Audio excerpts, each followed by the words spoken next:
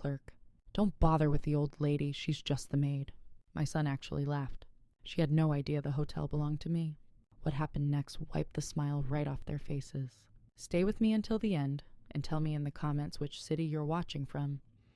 I love seeing how far my stories travel. I'd looked forward to this trip for months. At 72, chances to spend real time with my son Marcus and his family were rare.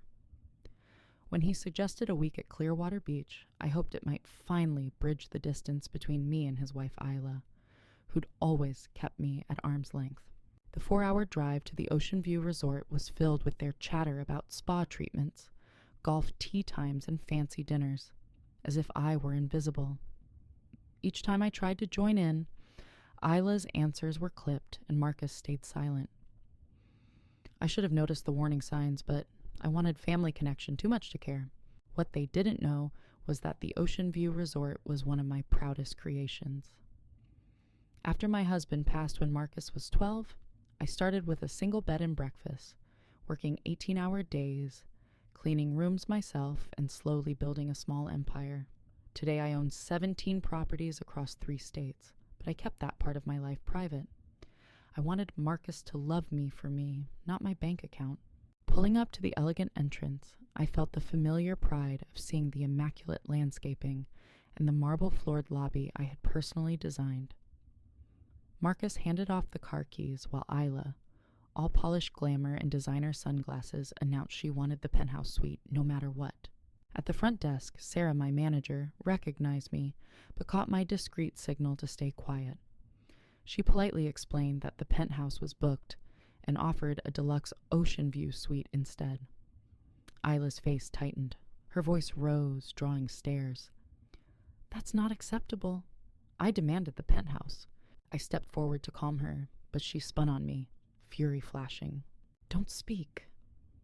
"She's nobody, just the help we brought along," Isla said, pointing at me as if I were a piece of luggage. The lobby fell silent. Heat rushed to my cheeks as guests watched. And then, the deepest cut of all, Marcus laughed. It wasn't an awkward chuckle or a nervous giggle. It was real, unrestrained laughter. Marcus laughed as though his wife's cruel words were the best joke he'd ever heard. "Oh, wow, Isla," he managed between breaths, wiping tears from his eyes. "You're terrible, but you're not wrong." "Mom, just let us handle this, okay? Go sit down somewhere." The betrayal struck like a physical blow. This was the boy I'd raised alone, the child I'd sacrificed everything for, and he was laughing while I was publicly shamed. All around the lobby I felt eyes on me, heard low whispers, saw phones lifted to record. Sarah, the desk manager, kept her voice calm but gentle. "Ma'am, perhaps you'd like to wait in the lounge while we finalize the room." Before I could speak, Isla gave an exaggerated sigh. "Yes, take the old woman somewhere she won't embarrass us. Make sure someone keeps an eye on her. She tends to wander." More laughter from Marcus, more stares from strangers, more pieces of my heart splintering. I wanted to vanish. But something deep inside, the same grit that built my hotel empire, held me upright. I met Sarah's sympathetic eyes. She knew exactly who I was. With a single word, I could have Isla escorted out. But not yet. I lifted my small suitcase, spine straight despite the crushing weight of humiliation, and stepped into the elevator. As the doors closed, Sarah gave a barely perceptible nod, a silent promise that she understood and was ready. I had spent decades creating this business, employing hundreds, earning respect across the industry. Yet in that moment, I was simply a silent, aging woman, dismissed by her own family. Floor by floor, as the elevator rose, my hurt began to harden into resolve. Morning came with a golden sunrise over the ocean, but I felt hollow, as if the night's cruelty had scraped me clean.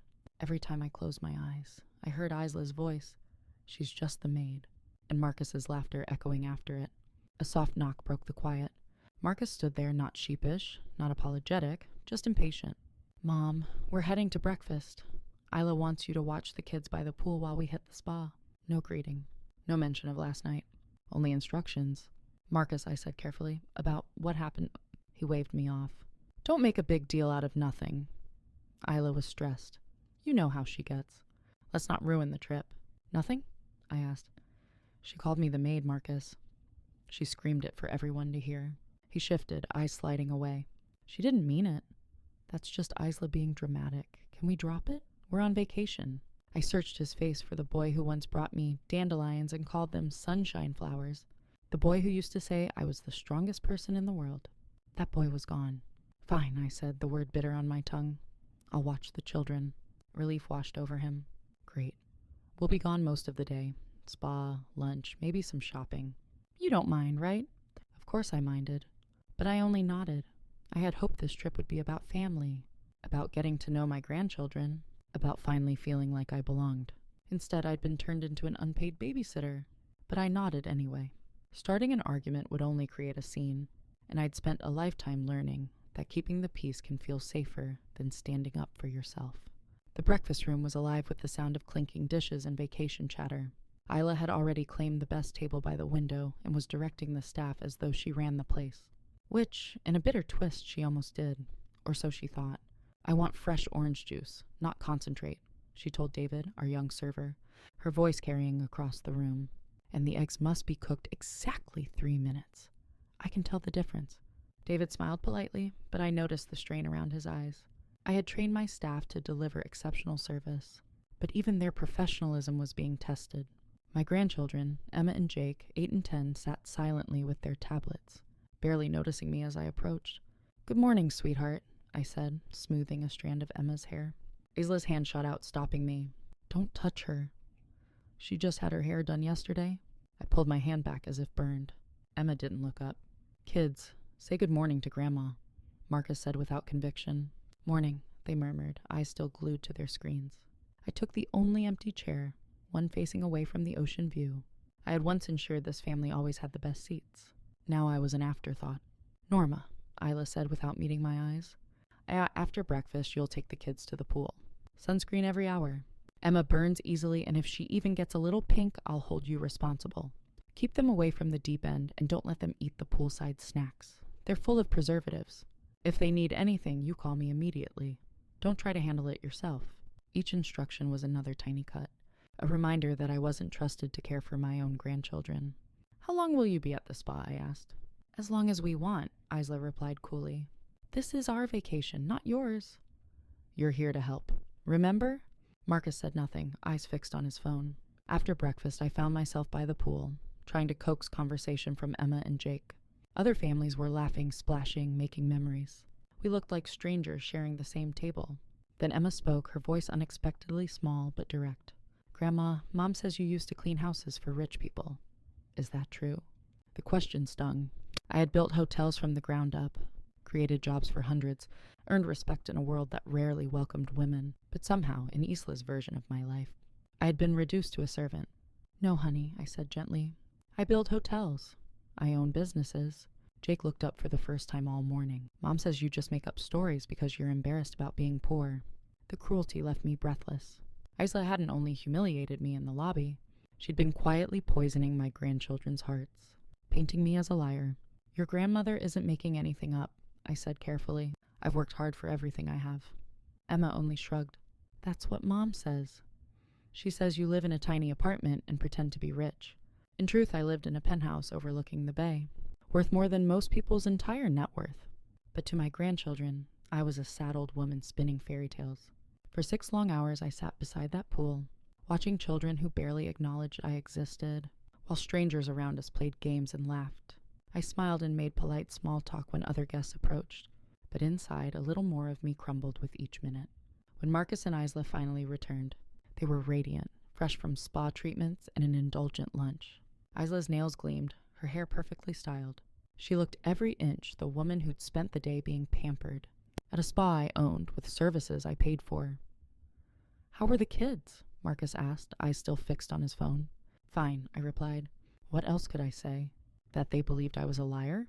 That their mother had poisoned them against me? Good, Isla said absently. Tomorrow you'll watch them again. We've got golf in the morning and lunch with friends from the spa. Marcus nodded without even glancing my way. Not once did either of them ask if I wanted my own plans, my own vacation.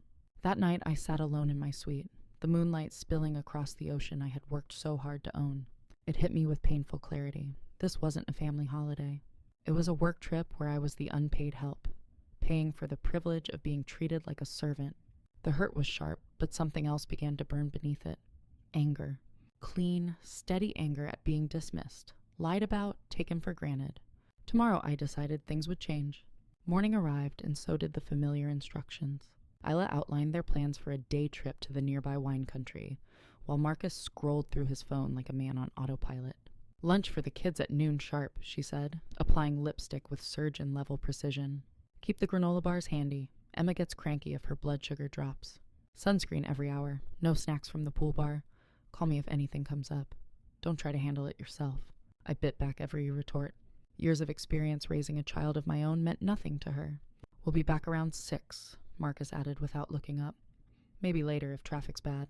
As they gathered their things, I caught a snippet of Isla's phone call. No, we can't do dinner tonight, she said lightly. I'm stuck on babysitting duty again. But it's only a few more days. Trust me, once this is all sorted out, we won't have to deal with it anymore. Sorted out? The phrase chilled me. It didn't sound like she was talking about the end of a vacation. After they left, I escorted Emma and Jake to the kids' club, an amenity I had personally designed years ago. The counselors were warm and attentive, and for the first time since we'd arrived, I saw my grandchildren laughing with other children. With a few quiet hours to myself, I wandered the property, taking in the place as any guest might. It felt good to observe the hotel I had built without the weight of management on my shoulders. Then I heard them. From behind a private cabana near the pool bar came the unmistakable sound of my son's voice. Marcus and Isla, supposedly miles away in wine country. I stopped behind a tall palm tree, the canvas walls shielding me from sight. She's getting older, Isla was saying, her voice low but clear. And you know, old people don't live forever. A woman I didn't recognize let out a soft laugh. Isla, you're terrible. I'm practical, Isla replied smoothly. Marcus is an only child, so everything will come to us eventually. The question is how long we have to wait. My blood turned cold. What about the old woman herself? Another voice asked. Then Marcus spoke, my own son. Mom? Number. She's broke. Lives in a tiny apartment, barely scraping by. I've been supporting her for years. The lie was so casual, so practiced. I almost doubted my own life for a heartbeat. In reality, I lived in a $3 million penthouse, earning more in a month than most people earn in a year. Isla added with a dismissive laugh. That's why this vacation is such a pain. We have to drag her everywhere because she can't afford to do anything herself. It's like having a sad pet you can't get rid of. A woman murmured something sympathetic. And she probably expects you to care for her when she's old and sick, the stranger said. Over my dead body, Isla replied, her voice icy. The moment she needs real care, she's going straight to a state facility. I'm not turning my home into a nursing ward for some useless old woman. I gripped the tree trunk to steady myself. They weren't just waiting for me to pass on. They were making plans for the life I had built, without me. They were already making plans to discard me the moment I became inconvenient. But it was my son's next sentence that truly broke me. The funny thing is, Marcus said with a little laugh, she still thinks she matters. She tells these wild stories about owning hotels. It's kind of sad, like she's lost touch with reality. Dementia? A man's voice asked. Maybe, Marcus replied. Or maybe she just needs to feel important. Either way, it's embarrassing. Yesterday, she even told the kids she owns businesses. Can you imagine? Laughter spilled out of the cabana, sharp as shattered glass. At least we won't have to listen to her stories much longer, Isla added coolly.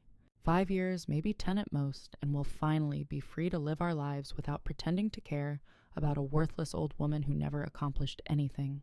I stood frozen behind the palm tree, my heart splintering. This wasn't gossip about a distant relative. This was my son and his wife talking about me, about my life, as if I were already gone. The best part, Isla continued, is that she's so grateful for any attention. She actually thinks we invited her on this trip because we wanted her here. She has no idea we only brought her along to watch the kids. More laughter. More cruelty. Does she at least help with the bills? Another woman asked. Are you kidding? Isla scoffed. She's completely useless financially. Marcus pays for everything, her groceries, her utilities, this vacation. She's a total drain on us. Another lie. For years, I'd quietly covered their mortgage, the children's private school tuition, even Ila's endless shopping sprees. I had paid every credit card bill without complaint, believing I was supporting my family. The only good thing about having her around, Marcus said, is the free babysitting. She's so desperate for approval that she'll do anything we ask. It's almost funny, Isla added. Watching her try so hard to make us love her. I had heard enough. I slipped away, vision blurred, refusing to let a single tear fall where they might see. Back in my suite in my hotel, built from years of sweat and sacrifice, I finally let the tears come. The boy I had raised alone, the child for whom I had worked 18-hour days, now spoke of me as a burden. The woman I had welcomed into my family saw me only as free labor. Even my grandchildren had been fed lies about who I was. The phone rang, startling me. Mrs. Whitman? This is Sarah at the front desk. Are you all right? Some of the staff were worried. Her kindness, simple and sincere, struck deeper than I expected. I'm fine, Sarah, I said softly. If there's anything we can do to make your stay more comfortable. I almost laughed at the irony. An employee showing more genuine care than my own family. Actually, yes, I said, feeling a new strength settle in my chest. I need a detailed record of every charge to my son's room. Meals, services, everything. Of course, she replied after a pause. May I ask what this is for? Let's just say, I answered, I'm finally seeing things clearly. As I hung up and looked out at the blazing sunset, I wasn't just admiring the view. For the first time in days, I was planning. My family wanted to treat me like a disposable old woman. They were about to learn exactly who they were dealing with. That evening, Marcus and Isla breezed back into the lobby, glowing from their so-called wine country trip, completely unaware that I had heard every poisonous word. Mom, Marcus called when he spotted me in the lounge with the children. How was your day? Hope the kids weren't too much trouble.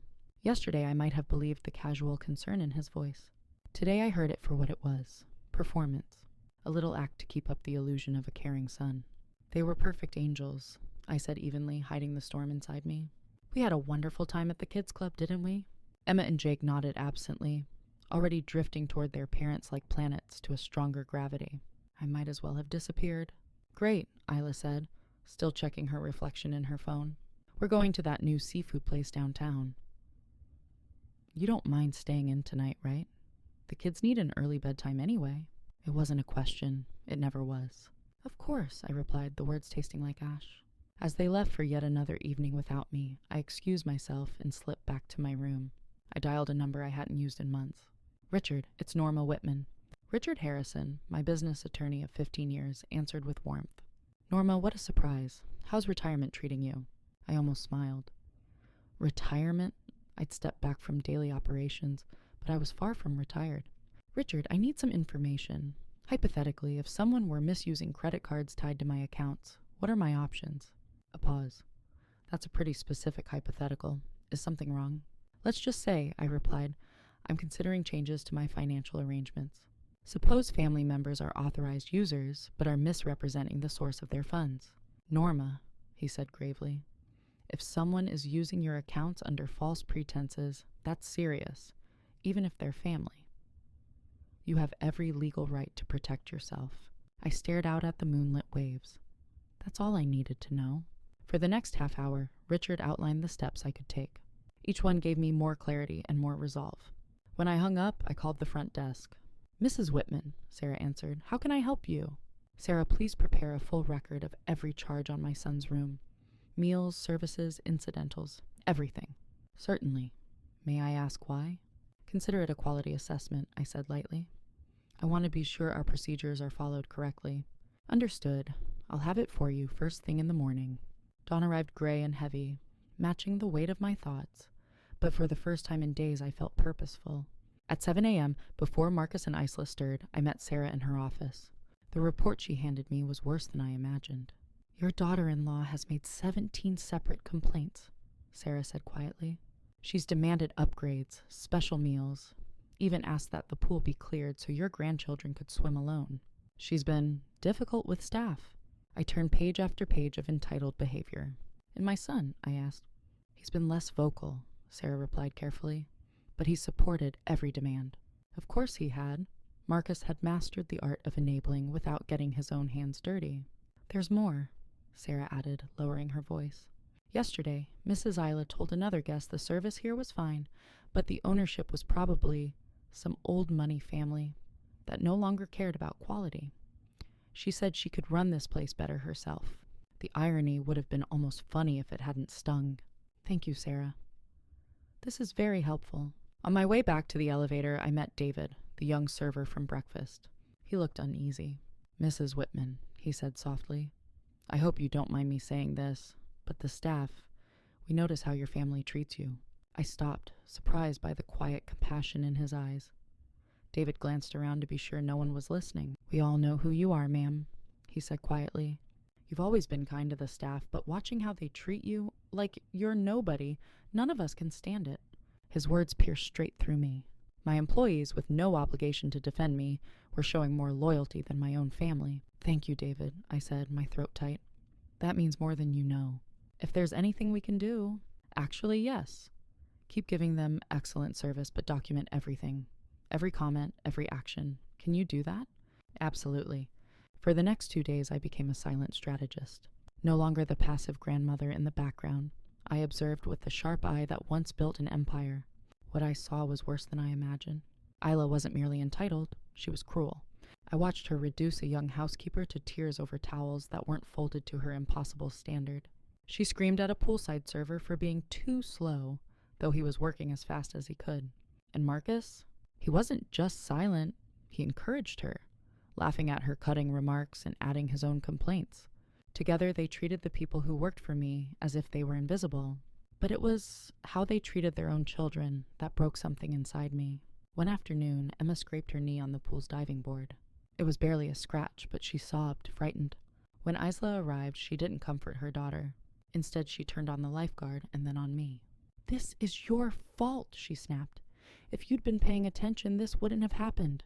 While the adults argued, Emma cried alone. I knelt beside her, cleaned the scrape, and pressed a bandage over it. "It's okay, sweetheart," I whispered in.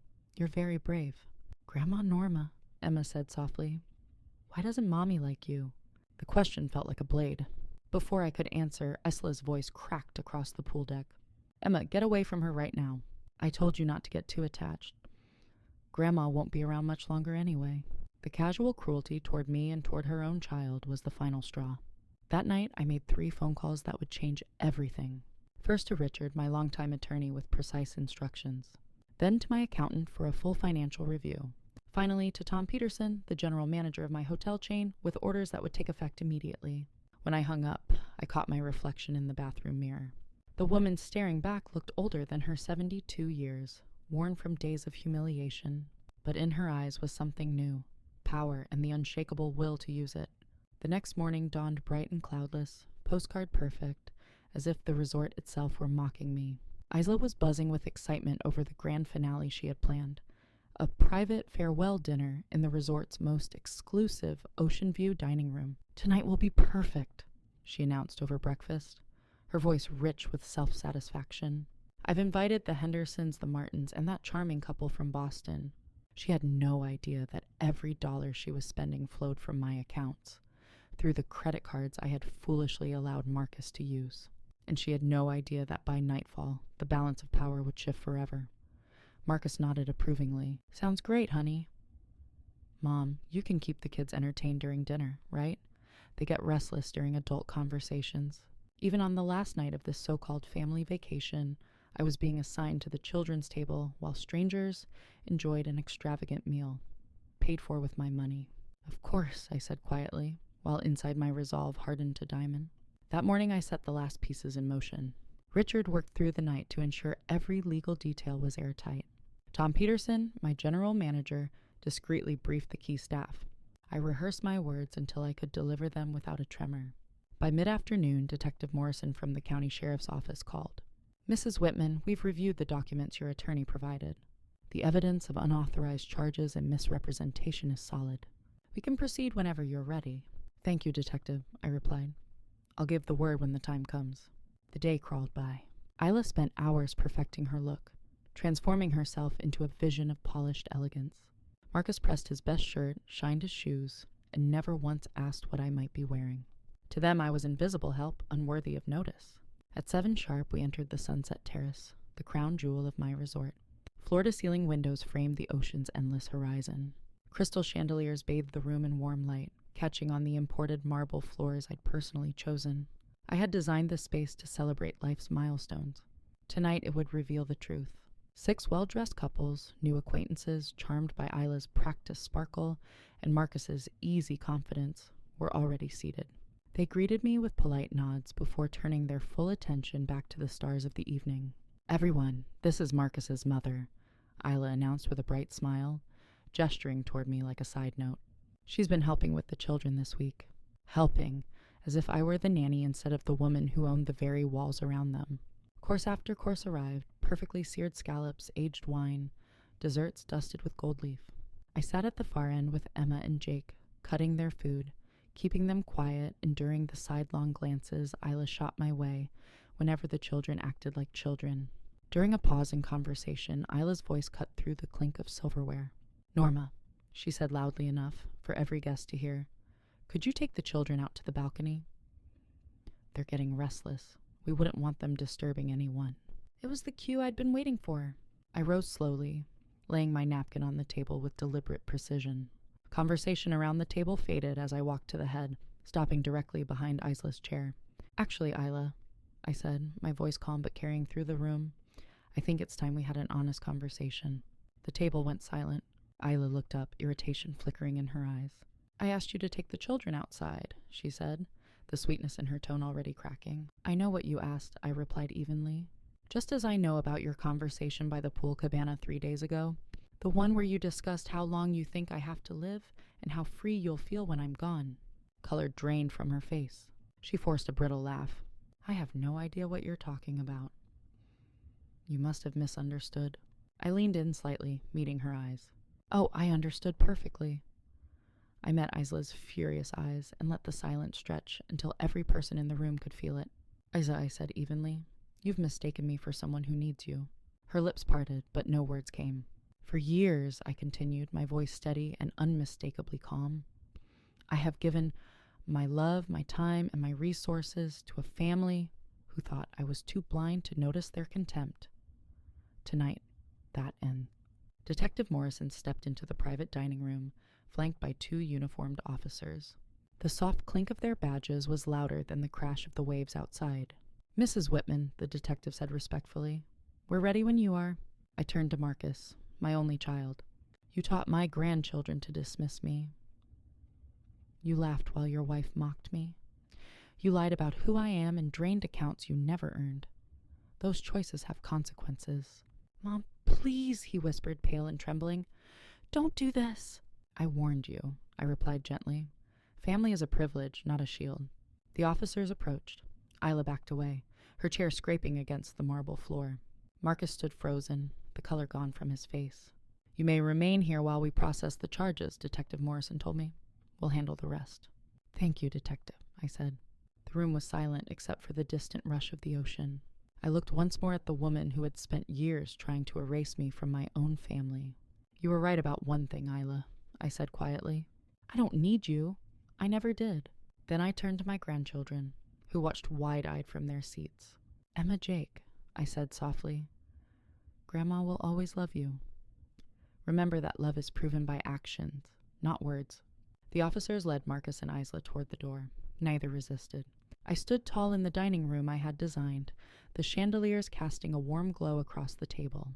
For the first time all week, and perhaps for the first time in years, I felt nothing but peace. Outside, the night breeze carried the sound of waves against the shore, a reminder of everything I had built and everything I would protect. I've been alone for years. The only difference now is that I'm choosing it. Footsteps echoed in the hallway before Detective Morrison entered with his partner. Their presence seemed to shrink Marcus and Isla, stripping away the confidence they'd worn like armor all week. "Mrs. Whitman," the detective said with quiet respect, "are these the individuals you wish to press charges against?" I looked at my son one last time, searching for even a flicker of remorse. There was none. Marcus's eyes burned with anger, his mask finally gone. "You're destroying this family over money," he hissed. And in that instant, I knew I was making the right choice. The legal process moved quickly. Richard had prepared everything so thoroughly that Marcus and Isla's attorney, ironically paid with my money, advised them to accept a plea deal. The charges of financial fraud and exploitation carried serious penalties, but the real punishment was public exposure. Within a week, the headline ran in the business section. "Hotel owner uncovers family fraud during vacation." The article detailed how a successful businesswoman had been betrayed by her own son and daughter-in-law. I gave no interviews. I didn't need to. The facts spoke louder than any statement I could make. Marcus and Isla were banned from every Whitman hospitality property. Their credit cards were canceled, their access to my accounts cut off. The mortgage payments I'd been making on their home stopped immediately. Within a month, they sold their house and moved into a cramped apartment across town. The financial fallout was only the beginning. Their social circle dissolved overnight. The country club membership I'd been funding was revoked. The private school where Emma and Jake were enrolled demanded immediate payment or withdrawal. Friends who had once enjoyed their lavish dinners and parties suddenly became too busy to return calls. I watched it all unfold from the calm of my bayfront penthouse, feeling nothing but relief. 3 months later, a letter arrived, the handwriting shaky but unmistakable. Isla's. Dear Norma, I hope you will find it in your heart to forgive us. We've learned our lesson and want to make things right. The children miss their grandmother terribly, and Marcus knows now how wrong he was to let me come between you. Please, give us another chance to be the family you deserve. I read the letter twice, then folded it carefully and filed it next to the police reports and court documents. It wasn't an apology. It was a plea for access to resources that were no longer theirs. The real Marcus, the man who had once called me a vindictive old woman when faced with the truth, had already shown me exactly who he was. This letter only confirmed that nothing had changed. I never replied. Instead, I began building the life I should have been living all along. I sold 2 smaller properties and used the proceeds to create the Whitman Foundation, a nonprofit dedicated to preventing elder abuse and supporting seniors abandoned by their families. The foundation's headquarters now occupies the top floor of my newest hotel in downtown Tampa. I pour my energy into the work every day, stronger, freer, and more at peace than I have been in decades. I am alone, yes, but now that solitude is my choice and my power. The foundation quickly became the family I'd always hoped for. Dr. Patricia Chen, our medical director, was the daughter I'd never had. Steady, brilliant, and endlessly kind. James Sullivan, our legal advocate, reminded me of the man my son might have been if he'd chosen integrity over entitlement. And Maria Rodriguez, who led our support groups, understood the unique pain of being betrayed by those you love. She had lived it herself. Together we helped countless seniors reclaim their dignity. We offered legal guidance, financial counseling, and most important, a community that proved family is defined by love and respect, not by blood. My grandchildren remained a quiet ache in my heart, but even that wound began to heal. Emma and Jake were still young. The poison their parents had fed them might not last. I created trust funds for their college educations, managed by the foundation, to be released when they turned 18.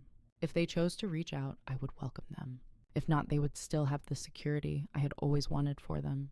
1 year after that unforgettable night at the Ocean View, Sarah, my former front desk manager, now the resort's general manager, visited my penthouse. Mrs. Whitman, she said on the balcony as the bay shimmered below. The staff will never forget what happened that week. The grace you showed has become a legend here. I smiled, thinking of David and the others who had shown me more loyalty than my own son. They deserved better than to witness that circus, I said. There's something else, as Sarah continued. Guests have been asking if we could host programs for people facing similar family struggles. They've heard about your foundation. Her suggestion sparked an idea that became our most celebrated initiative. Reclaim Your Life retreats. Week-long stays at the Ocean View that blended luxury with therapy sessions, legal consultations, and peer support. The irony wasn't lost on me. The same dining room where Marcus and Isla once tried to humiliate me became a place where survivors of family betrayal found their voices. The pool where I had overheard their cruelty became a sanctuary for healing. 2 years after the confrontation, while reviewing applications for our scholarship program, a name stopped me cold. Jake Whitman. My grandson, now 13, had written an essay about studying business and hospitality management. He had researched my career and the foundation's work with a depth and sincerity that brought tears to my eyes. I know my parents did terrible things to you, he wrote in careful teenage handwriting. I was too young to understand then, but I've learned the truth. I want to be someone who builds, not someone who tears down. I read those words again and again, my heart full. That afternoon I called the number he'd left. Jake, this is your grandmother. Silence. For a heartbeat, I feared he'd hung up. Then, in a voice trembling with emotion, he said, Grandma Norma, I wasn't sure you'd want to talk to me. Sweetheart, I whispered, my own voice breaking. I've wanted to talk to you every single day for the past 2 years. We spoke for 3 hours. He told me about the divorce. His parents' marriage had crumbled under the weight of their choices, and about living primarily with his father, who had begun to realize what he had lost. Emma, he said, was still angry and unsure, but she had started to ask questions of her own. I didn't demand apologies. I simply listened as Jake shared his dreams, his friends, his plans for the future. When he asked if he could visit, I answered without hesitation. Yes, Jake, I said. Nothing would make me happier. The day Jake walked into my penthouse was one of the happiest of my life. He was taller than I remembered, with Marcus's dark hair, but eyes that held a kindness I hadn't seen in his father for decades. We spent hours paging through old photo albums. I told him stories about his grandfather and about building the business that, if he chose, could someday be his legacy. As the sun set over the bay, Jake turned to me. Grandma, I'm sorry we hurt you, he said quietly. I know I was just a kid, but I should have known better. I pulled him into a hug, breathing in the simple scent of his shampoo, feeling the solid warmth of this child who had found his way back to me. You were exactly the kid you were supposed to be, I whispered. None of this was your fault. Today, 5 years after that terrible vacation, I wake each morning in my beautiful penthouse with nothing but gratitude. Jake visits every weekend and works part-time at the foundation, learning the business from the ground up, just as I once did. Emma calls now and then, tentative, careful conversations that give me hope. Marcus sent a letter on my 77th birthday. This time it held no excuses, only remorse and a simple wish that one day we might meet again. I haven't decided. The hurt runs deep, and trust, once broken, isn't easily restored. But watching Jake grow into a man of integrity reminds me that even those who fall far can find their way back. I hear through Jake that Isla moved out of state and remarried quickly. She's never reached out to me or the children, and that's probably for the best. Some people remain toxic, and the healthiest response is distance. The Ocean View Resort thrives under Sarah's leadership, and the Whitman Foundation has now helped more than 2,000 seniors reclaim their dignity and independence. I still walk through the lobby sometimes, remembering the week when I felt small and powerless. But now I see it differently. This is where I discovered that I never have to accept cruelty, even from family. The greatest lesson I've learned is simple. You teach people how to treat you. For years, I taught Marcus and Esla that they could use me without consequence. When I finally set boundaries, when I demanded the respect I deserved, everything changed. Not overnight, and not without pain, but eventually. I'm 77 years old, and I have never been happier. I am surrounded by people who value me for who I am, not for what I can give them. I go to sleep each night knowing I am loved and respected, and I wake excited for the work ahead. I've learned that being alone is not the same as being lonely, and that the family you choose can be stronger than the one you're born into. Marcus and Isla thought they were teaching me a lesson when they humiliated me in that hotel lobby. They were right about one thing. I did learn something. I learned that I am worth fighting for, even if I have to be the one doing the fighting. Now I'd like to hear from you. If you were in my place, what would you have done? Have you faced something similar in your own life? Share your thoughts in the comments below. And if this story moved you, stay until the end screen.